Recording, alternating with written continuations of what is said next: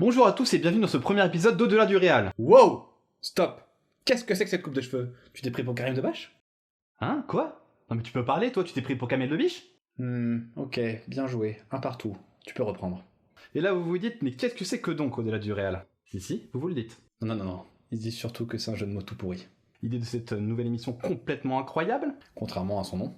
complètement incroyable donc, est de parcourir la filmographie de réalisateurs, pas forcément les plus connus, pour y trouver des thématiques récurrentes, un cheminement artistique, des corrélations entre leur vie personnelle et leur vie d'auteur, ou tout simplement une empreinte visuelle qui leur est propre.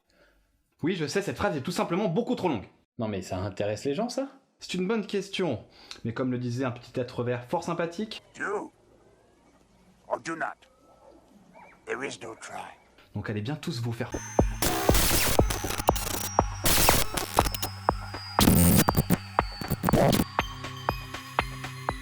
Et nous allons commencer tout de suite par un cas d'école, car notre première vidéo parlera d'Andrew Niccol. Andrew qui? Andrew Niccol est un réalisateur, producteur et scénariste de 52 ans, né à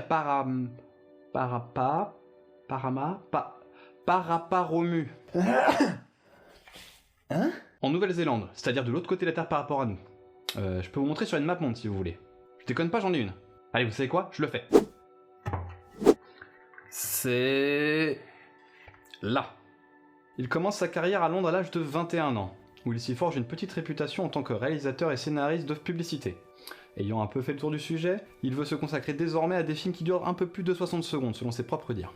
Et c'est là qu'il accouche, enfin je sais pas si c'est vraiment le bon terme, mais en tout cas c'est là qu'il boucle son premier gros scénario ambitieux, où il raconte l'histoire d'un homme emprisonné dans un monde de fiction observé par des millions, voire des milliards de téléspectateurs.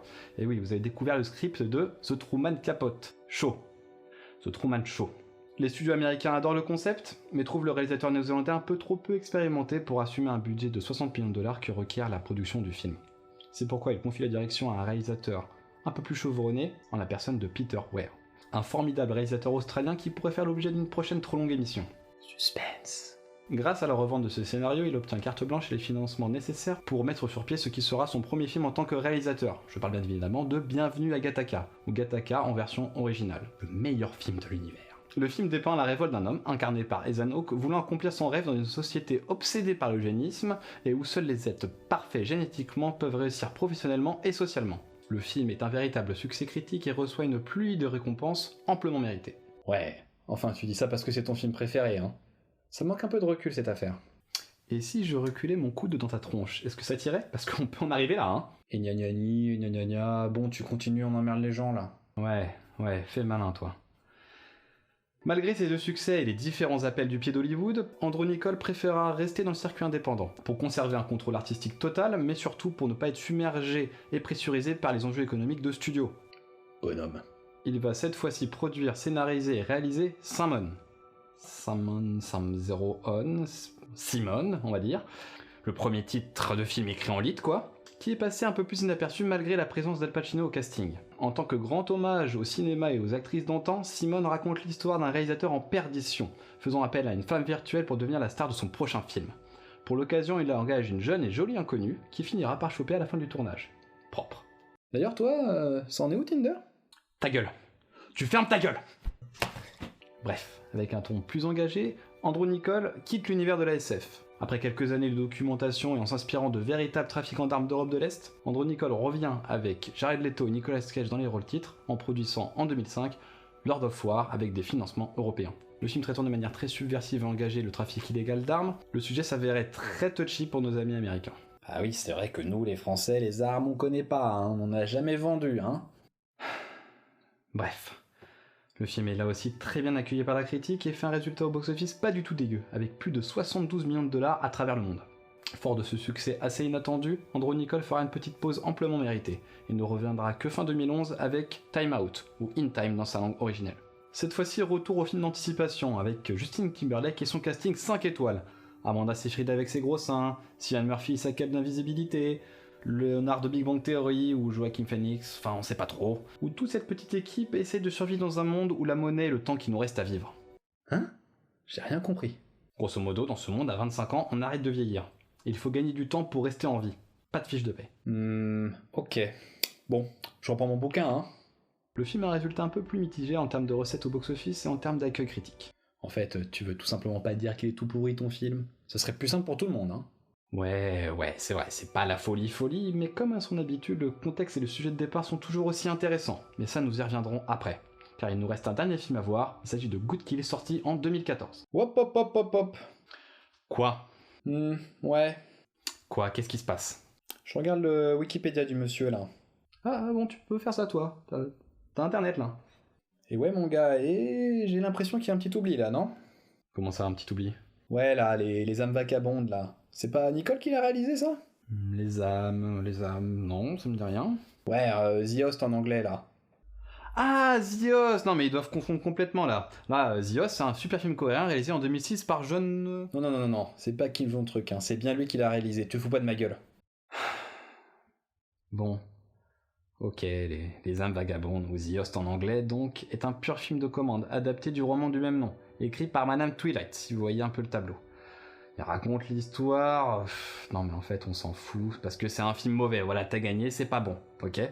Mais c'est tout de même toujours important d'en parler, car malgré une filmographie plutôt cohérente, et je vous expliquerai pourquoi par la suite, il a toujours ce besoin de renflouer les caisses avant de passer au projet suivant. Good Kill, donc, sorti en 2014, où il retrouve Ethan Hawke en tête d'affiche. Cette fois-ci, nous retournons dans une réalité proche, où nous suivons les péripéties d'un ancien pilote de chasse devenu pilote de drone basé à Las Vegas pendant le conflit contre les talibans. Là encore, le film reste confidentiel et ne soulève pas les foules, mais je vous promets, c'est mieux que Time Out. En même temps, c'était pas trop compliqué, hein. Bon, j'ai un peu l'impression que la carrière de ton pote bat un peu de l'aile, là. Comme ma main dans ta gueule. Et bien voilà, après avoir un peu calmé numéro 2, nous allons enfin pouvoir aborder les points clés du cinéma d'Andrew Niccol. Car c'est bien beau de lister ses films, mais c'est encore mieux quand on analyse comment ils sont abordés. Andrew Niccol réalise avant tout des films éthiques. Chaque sujet qu'il aborde porte un message sociétal et politique fort.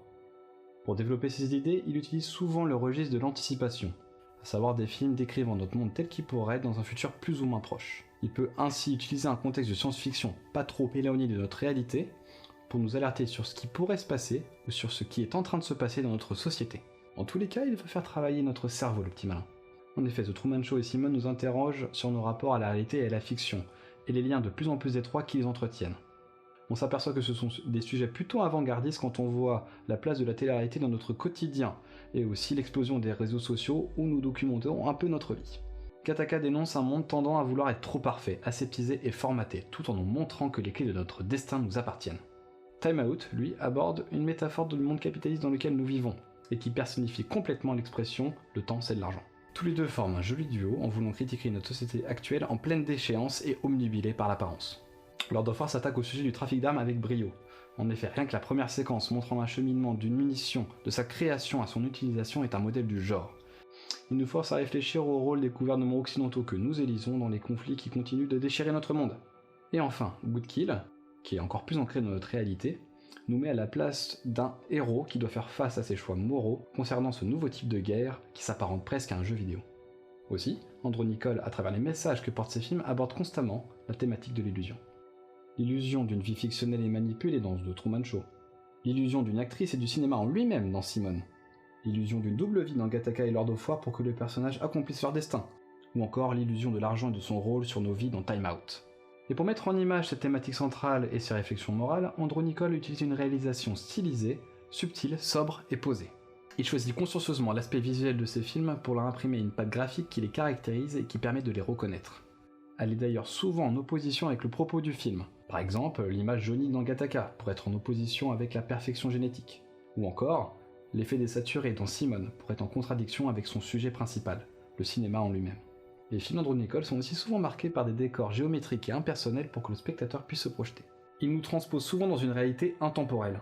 Les exemples sont nombreux. On peut prendre déjà celui des voitures, par exemple. Dans Simone, Gattaca et même Time Out, les voitures électriques aux carrosseries rétro sont à la fois futuristes par le bruitage électrique et actuelles puisque toujours présentes à l'esprit de chacun.